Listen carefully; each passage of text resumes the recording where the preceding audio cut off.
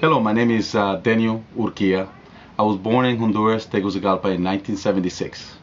When I was born, I was one of the twins of my parents. Uh, my brother was born, and my mother still was having labor pains, and they did not realize that I was a twin. Until a few minutes later, they realized that my mother had another baby in her womb, and they took me out, but I was too late. I was dead.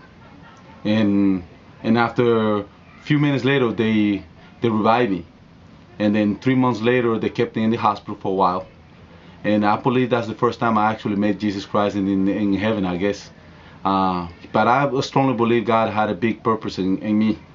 And then 10 years later, I came to the United States. For you to come from Honduras to the United States legally is very hard. You probably have a stronger chances to win the lottery than actually come legally to the United States. But I believe God brought me here without me knowing it. I always knew, pray to God, and every time I had the chance.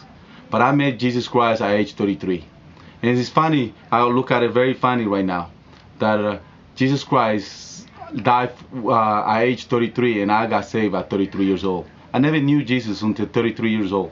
That's very impressive, because God knew He has a strong purpose in me, and I'm very passionate when I talk about God, because I feel that it's a relationship.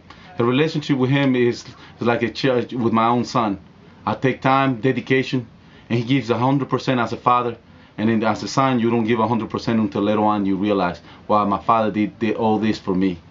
The reason I'm telling you this is because as a Christian, closer you get to God, more persecution you get.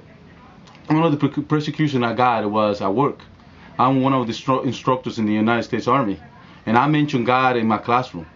And my students never complain. They come to me and says, man, I'm very, very impressed with the faith that you have. But then one of my coworkers who's another Christian heard me that I mentioned God in classroom. He went and complained against me. And they make a big deal about it. I got written up. And they said that if I keep talking about God, I will get persecuted. And it could be subject to UCMJ actions. And that's very bad in the military. But I say, like many times I tell people, I prefer to lose the whole, but what's the point of earning the whole world when you lose your own soul? And that's why I'll keep honoring God for the reason. Because I had a student of mine, he came to us, he wanted to be suicidal.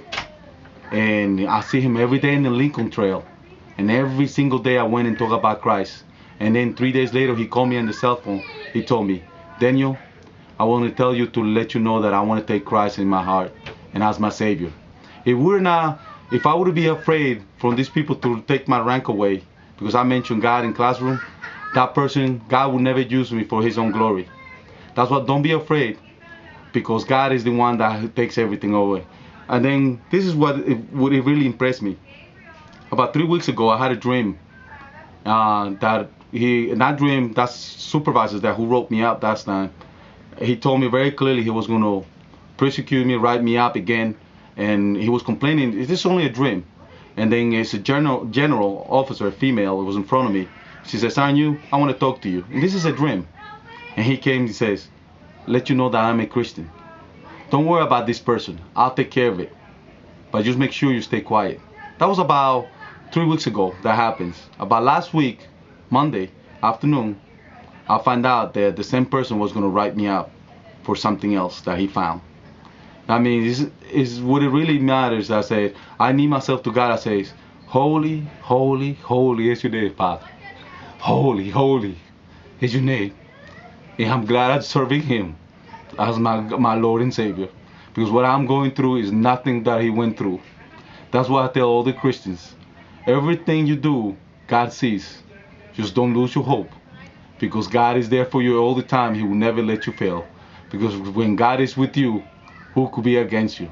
Like in Romans 8:28 says, and we know that all things work for the good for those who love Him, who have been called according to His purpose. Just God bless you. Keep the fight, because we are in war to the devil. He wants to win on all causes. But we were always going to win because God told us. God bless you, my Christian brothers, and I'll talk to you later.